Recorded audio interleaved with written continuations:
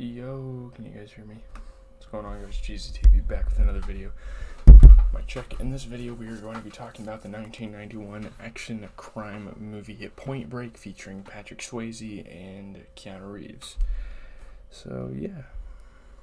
Let's get into it. So, former Ohio State quarterback and rookie FBI agent Johnny Utah assists experienced agent Angelo Pappas in investigating a string of bank robberies by the ex-presidents, a gang of robbers who wear rubber masks of Ronald Reagan, Jimmy Carter, Richard Nixon, and Lyndon B. Johnson. So, yeah, it's very interesting, pretty iconic, actually. I mean, the antagonists in this film are pretty iconic. So, yeah. Rather than robbing the vault, they only demand the cash the tellers have in their drawers, and are gone within 90 seconds. So they do really quick robberies. They hit up banks. They go on sprees, this is what's kind of allowed them to repeatedly rob banks over the years.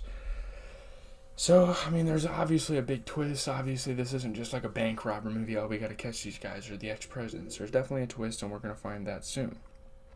Pursuing Papa's theory that the criminals are surfers, Utah goes undercover to infiltrate the surfing community to kind of like be a culture vulture and kind of like try to get their drift, catch their drift, what they're about, learn more about their people, so he can trap them and frame them pretty much. So yeah, these bank robbers can happen to be surfers. Now at first we don't know for sure, but later in the movie, obviously, it is the surfer gang that Johnny Utah becomes friends with. He fabricates a personal family tragedy to persuade orphaned surfer and restaurant waitress Tyler Ann Endicott to teach him to surf after she saves him from drowning during his first attempt at surfing. So they start to bond with each other over this idea of her like teaching him how to surf. He wanted to be free. He wanted to like learn something new. He's helped so many people in the past, which I mean it's kind of like a subliminal that hey, I'm an FBI agent. Through her, he meets Bodie, the charismatic leader of a gang of surfers consisting of Roach, Gromit, and Nathaniel. These are the ex-presidents. The group are initially wary of Utah, but accept him when Bodie recognizes him as a former college football star who quit the sport due to a knee injury. So Bodie completely understands him. He like finds a liking for him because he used to play a sport and used to be really damn good at it. Ohio State quarterback. Ohio State is no slouch school, right? So he starts to like become friends with him. He's like, hey, you can be in our group. I accept you, man. We really like that you used to play football and whatnot. Yeah. As he masters surfing, Utah finds himself increasingly drawn to the surfer's adrenaline-charged lifestyle, Bodie's philosophies, and Tyler. So in the process of him like studying the surfer lifestyle and like infiltrating and spying on this group, he starts to like how they live and how they go about life. Kind of carefree, kind of like beating the system, which is why they rob banks as well. It's just the thrill of it. It's just the power they feel when they do things, right? So he starts to like these things. Following a clue retrieved by analyzing toxins found in the hair of one of the bank robbers, Utah and Pappas lead an FBI raid on another gang of surfers, resulting in the deaths of 2 of them. So it's not the gang, it's not the people that Johnny Utah is starting to like become friends with. It's a completely different surfer gang. So they like raid their house, and obviously he doesn't want to go after these surfers because he's actually starting to like them and how they live. It's a really beautiful movie, honestly. It's really dope. It's really well done. The raid inadvertently ruins a DEA undercover operation as those surfers were wanted for separate charges regarding drug dealing, but they're determined not to be the ex-presidents. They are not bank robbers. They are drug dealers and drug takers, possessors, whatever you want to call them. Watching Bodie's group surfing, Utah begins to suspect that they are the ex-presidents indeed, and it's not a different surfer gang. He wants to be in denial at first, but it's seeming like these guys are their prime suspects as the ex-presidents. Noting how close a group they are and the way one of them moons other surfers in the same manner one of the robbers does when leaving a bank. So they're starting to blow their cover. Obviously, they don't know that Johnny Utah is an FBI agent. They just know him as, former college hotshot, you know? Utah and Pappas stake out a bank and the ex-presidents appear. So they finally show up around law enforcement. They haven't been doing that over the years. They've usually just been really sneaky and low-key about it. While wearing a Reagan mask, Bodie leads Utah on a foot chase through the neighborhood, which ends when Utah's old knee injury flares up after jumping into a flood control channel. So yeah, his knee injury returns, and he is like very hobbled. He can't really chase after him anymore. And obviously now they realize that this guy's a damn FBI agent. Johnny Utah, the guy they've been surfing with for a while, for so long. And it's not like Johnny Utah can just stop doing his job. He's new to this. He wants to make a career out of it. Despite still having a clear shot, the injured Utah is unwilling to kill Bodie and allows him to escape, repeatedly shooting into the air instead to kind of like scare him away and to make it seem like he actually shot the guy or like he's attempting to. He can't kill this guy. Like, he brought him into surfing. He likes his ideals. He likes his beliefs and stuff. So, yeah, he can't come around to kill him, and he never does. He never ends up killing him. That's the thing. Is he's become so attached to this guy that the morality leads him to not wanting to fire at him. So at a campfire that night, it is confirmed that Bodie and his gang are the ex-presidents. They reveal it. Tyler discovers Utah's FBI badge and angrily terminates their relationship after briefly holding him at gunpoint. She's like, "I'm done. You're fucking federal. I can't be with someone that's federal." So yeah, which is understandable. Shortly afterwards, Bodie coerces Utah into skydiving with the group, so more group bonding. They like Johnny Utah. They know that he knows that they're the ex-presidents. He knows that he knows. And he's like, let's just continue to be friends. Screw this ex-president's bullshit. Let's just go skydiving together. After the jump, Bodie reveals that he knows Utah is an FBI agent and has arranged for his friend Rosie, a non-surfing thug, to hold Tyler hostage. So this girl that angrily broke up with Johnny is now being held at gunpoint, held in a chair, tied up, on her deathbed, damn near. And Johnny must try to save her. Now, Johnny's fallen in love with this girl, so obviously he's more than willing to do anything possible that is going to save her. Utah is blackmailed into participating in the ex-president's last bank robbery of the summer. This is the big one. This is where they open up the vaults and shit. I love the surfer culture. Obviously, it's not as relevant today, but back then, obviously, like, it was a pretty big deal. Yeah.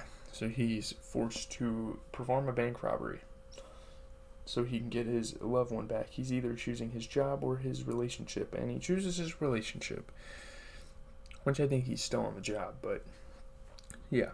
As a result, Gromit is killed along with an off-duty cop and a bank guard who attempted to foil the robbery. He's like, "You're an off-duty cop, right? Pull out your gun, shoot at them." And he's like, no, I can't do it. They're going to kill us all. And yeah, he does it, and obviously they die because of it. Outraged by Gromit's death, Bodie knocks out Utah and leaves the scene. He just kind of takes his rage out. He doesn't kill him because he knows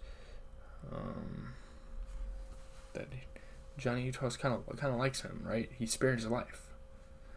And he did too. Defying their superior, who arrests Utah for the armed robbery, Pappas and Utah head to the airport where Bodie, Roach, and Nathaniel are about to leave for Mexico. So they gotta bust these guys. They gotta catch them.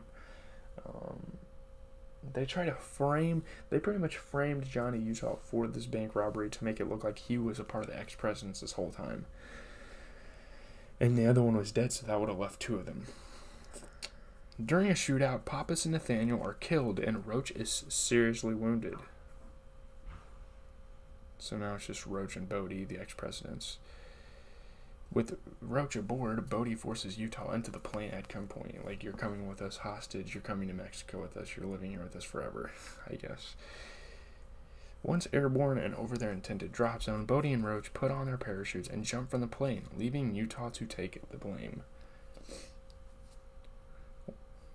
So again, they're trying to frame him. With no other parachutes available, Utah jumps from the plane with Bodie's gun and intercepts him. Yeah, he left his gun behind. That was kind of a mistake. He should have put it in his pack or something. I don't know. But yeah, I mean, Johnny Utah, this is probably one of the more surprising moments of the movie. Johnny Utah jumping out of the plane. It was kind of insane. After landing safely, Utah's knee gives out again, allowing Bodie to escape Utah's grasp. So his knee is continues to prevent him from catching these guys. Bodie meets with Rosie and releases Tyler. So Tyler and Johnny reunite. Roach dies of his wounds, and Bodhi and Rosie leave with the money, with Tyler and Johnny watching on. These are kind of the only main characters that are still alive in the movie. Obviously, all the other FBI agents and whatnot. But besides Pappas, of course. So yeah, obviously Tyler reunites with Johnny, and now she wants to show love. 9 months later, Utah tracks Brody to Bells Beach in Victoria, Australia, where a record storm is producing lethal waves, so he knows that Bodhi is like chasing this record storm, and he finds him in Australia. This is an event Bodhi had talked about experiencing, calling it the 50-year storm. Obviously, Johnny's taking his notes, he's done his homework, and now he finds Bodhi again in Australia. Utah attempts to bring Bodhi into custody, but Bodhi refuses. He's like, man, I just want to ride this wave. I've been waiting my whole life for this. It happens every 50 years, and this guy's probably like fucking 25, so. During a brawl in the surf, Utah manages to handcuff himself to Bodhi, who begs Utah to release him so he can ride the once-in-a-lifetime wave. And again, like, the morality kind of strikes Johnny, like, is this the right thing to do? Knowing Bodhi will not come back alive, Utah releases him, bids him farewell, and sees him step towards the wave. He's like, well, he's going to be dead anyway, I might as well let him experience it on the waves, and let him kind of ride out in the sunset. While the authorities watch Bodhi surf to his death, Utah walks away, throwing his FBI badge into the ocean, and like realizing that this job isn't for him, because he's too good of a person to lock someone away. He gets too attached, and he realizes, it's not for him. 71% on Rotten. Let's get into the reviews. 71% on Rotten Tomatoes, 72 reviews, 6.2 out of 10. Absurd, over the top, and often wildly entertaining. Point Break is here to show you that the human spirit is still alive. A 5.8 out of 10 with 20 critics. How is this such a low-scoring film? I think this was great, honestly. Mixed average reviews. B+ on CinemaScore. That's not terrible, I guess. 3.5 out of 4 on by Roger Ebert, a very famous critic. I've mentioned him before. Bigelow is an interesting director for this material. She is interested in the ways her characters live dangerously for philosophical reasons. They aren't men of action, but men of thought who choose action as a way of expressing their beliefs. Reeves' performance was great. A lot of the snap comes surprisingly from Mr. Reeves, who displays considerable discipline and range. He moves easily between the buttoned-down demeanor that suits a police procedural story and the loose-jointed manner of his comic roles. C+ on Entertainment Weekly. Point Break makes those of us who don't spend our lives searching for the ultimate physical rush feel like second-class citizens.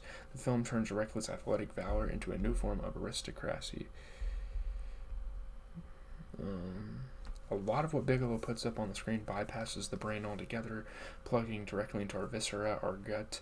The surfing scenes in particular are majestically powerful, even awe-inspiring. Bigelow's picture is a feast for the eyes, but we watch movies with more than our eyes. She seduces us, then asks us to be bimbos. What? Bigelow can't keep the film from drowning in a sea of surf speak, but without her, Point Break would be no more than an excuse to ogle pretty boys in wetsuits. 2 out of 4 on USA Today. It's purely visceral material, surf sounds, skydiving stunt work, a tough indoor shootout midway through are first rate. As for the tangibles that matter even more, script, acting, directorial control, credible relationships between characters, Break defies belief. Dramatically, it rivals the lowest surf yet this year. Shit. So how do you rate a stunningly made film whose plot buys so blithely into macho mysticism that it threatens to turn into an endless bummer? Looks 10, brains 3. Sure, maybe it is about the aesthetic. The central buddy relationship of Bodhi and Johnny was very interesting and a critical part of the film. The unusually equal dynamic in the romantic relationship of Tyler and Johnny, which Bigelow changed Peter Illiff's original script to create, was interesting. Tyler is a muscled, brash waitress with an androgynous name, Tyler, and physical features, and Johnny's feminine edges nudge in nicely to her masculine ones. In nearly every scene they share, they are portrayed by the camera as equals. A special edition was released in 2006. The DVD for the movie was released in 2001. It's a B on Entertainment Weekly. It's somewhat new material. The making of Docs at their best, discussing Swayze's extracurricular diving that really is him doing the Adios Amigo fall, will leave you hanging. So nothing much for the new film, I guess, is what they were trying to say. I don't know. I think it's a good movie. It came from the damn 90s. Like, you can't really expect a movie from the 90s to be insane and plot. There's been a couple of masterfully crafted movies from the 90s. But in terms of, I guess the 90s was kind of like the golden era for movies. The golden age, I don't know what you critics would say. But I think Point Break's a classic. I think it's fun to watch. I mean, obviously it's not very family friendly, but if you want to watch it with a group of people, it's a joy. It's fun. The surf culture is really cool, to kind of go back in time and see what people thought of people that surfed. Obviously, that's not really culturally relevant anymore, but leave a like, comment, and subscribe. That is my last video. Until later tonight, with GC's TV live on Twitch, all lowercase on Twitch, we are going to be probably grinding some Madden on stream today, so that'll be a fun time. But I'm out.